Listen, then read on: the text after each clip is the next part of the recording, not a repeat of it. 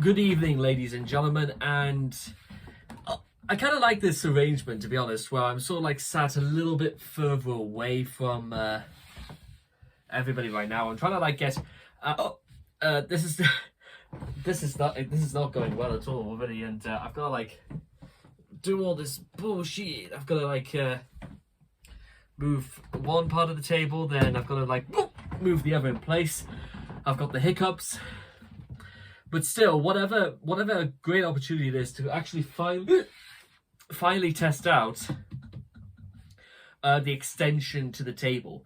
This is sort of like where I'm gonna be doing quite a lot of videos using this second table right here, because, ladies and gentlemen, I may as well share with you all the news. Is that in 18 months from today, 180 days away, RageCon 3 will become a reality. Now, this is also, in case you're wondering why I bought this, by the way. I don't actually work for Domino's. Oh, I don't work for Domino's. Hey, but you know what? You know, just in case, there might come a day where I have to start working for Domino's or anything like that. At least I'll be able to say I've got the uniform.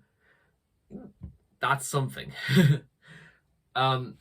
So, what exactly is it about, like, what's the point to all this? What is the setup? What am I going to give you guys? What is it that you guys have got to look forward to?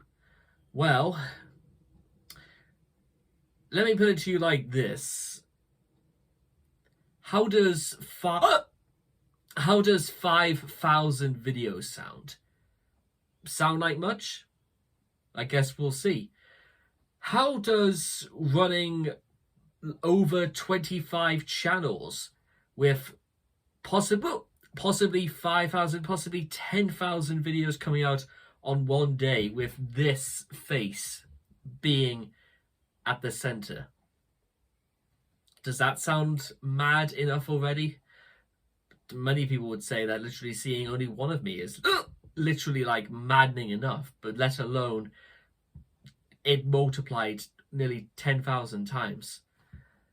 How about very special videos about very important subjects and stuff that's going to be quite divisive and stuff that's probably going to make a lot of heads turn? Does that sound good to you?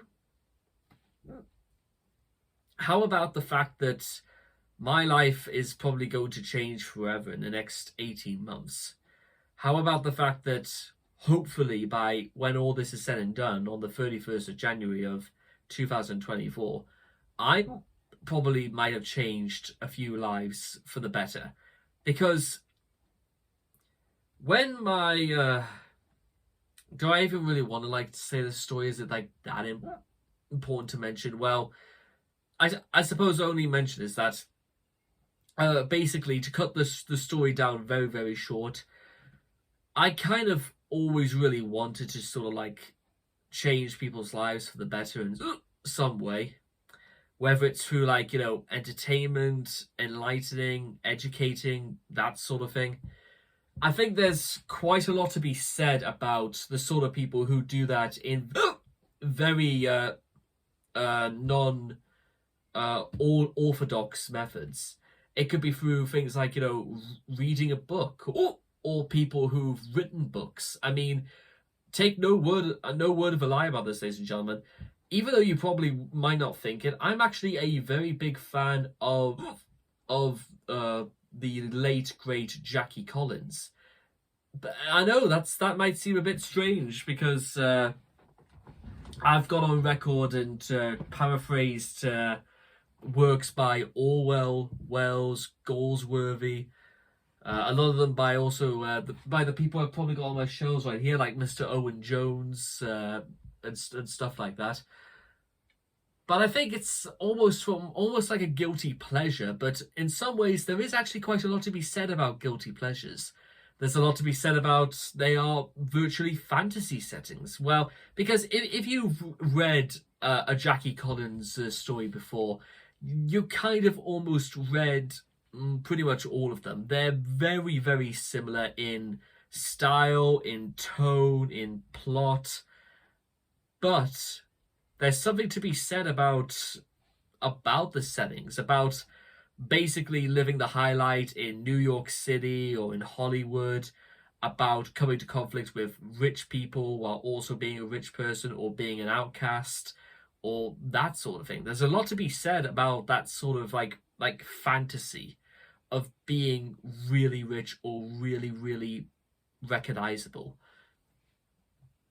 But with that being said, I certainly hope the sort of things that I come to write and the sort of things that will come to press will sort of reflect like my versions of like fantasy, because that is like really the sort of thing I really, really am into. I really am into the idea of the fantasy, the spectacular, the unimaginable, the sort of things that once you see it or you can even picture it, it's like you never want to leave that sort of place. And certainly doing music, reviewing music for the last 4 years has certainly left a very strong impression on me.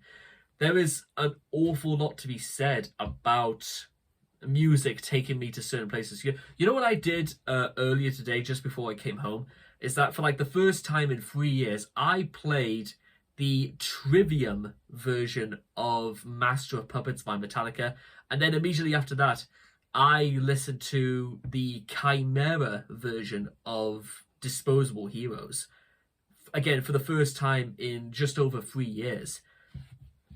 I cannot understate, ladies and gentlemen, for even one moment that it really did make me feel the sort of things I feel when I listened to Master of Puppets for the very first time, or Disposable Heroes.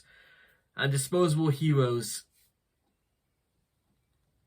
I cannot ever mention Disposable Heroes without tears coming into my eyes.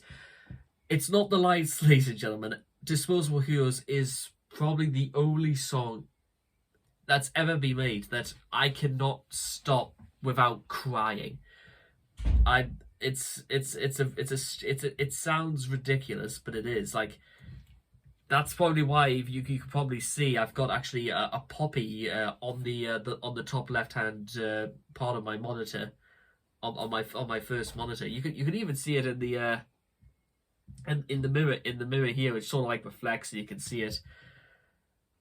It's I wish again I could understate this, ladies and gentlemen, but I absolutely love that song like to death. But that's again, that's the sort of thing music can do, and that's the sort of thing like literature. That's the sort of thing movies could do. That's what books could do. That is what poetry, cooking could even do. That to very certain I don't really want to say specific extents, but anyone remembers the famous scene in Ratatouille where the critic Igor or something like that, he tastes the ratatouille, and it like brings back memories of childhood. That's the sort of thing you can absolutely do, and the sort of impressions it can leave. Now, without all that being said, ladies and gentlemen, hopefully, no, not hopefully, when it happens, in 18 months' time, I want, if I could just change, like, or even introduce one person out there, one person in the world. It could be my next door neighbor. It could be somebody from halfway around the world. It could be somebody in the very center of Beijing. It could be somebody outside Washington, D.C. It could be somebody who's not too long for this world. It could be for the next generation who haven't even been born yet. If I could do something to change, to enlighten perhaps one person out of everybody who's alive on this earth, then I like to think that was more than enough. I think to say that my time was well and truly worth it, and I've made a spectacular use of my time. It's a great deal of responsibility, ladies and gentlemen. It's a wild thing, and it makes my heart sing, ladies and gentlemen, to talk about wild things. It makes everything groovy. Okay, I guess I can stop this analogy. I think it's gone on for just a bit long enough. So, What is it you guys have got to look forward to? I'll just say this for now, actually. I think I'll just end this video by just saying this for now, ladies and gentlemen. RageCon 3 is going to be the biggest event of my life. It is going to be what I'm going to dedicate my time to. It is going to be something I'm going to dedicate my craft to. It is going to be something I am going to dedicate every single person out there watching this right now. And even to the thousands of friends, brothers and sisters I hope to make in the coming months.